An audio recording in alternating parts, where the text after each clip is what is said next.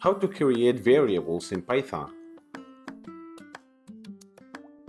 Creating variables. It's very easy to make variables in Python. You only need the name of the variable that you wish to name it and assign its number by using equal operator. Let's see how. First, go to terminal and type Python.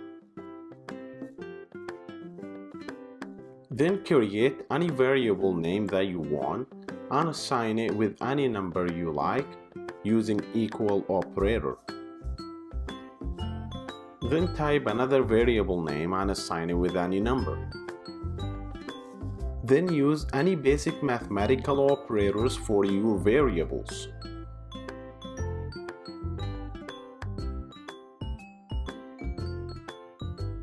As you can see here, it works well.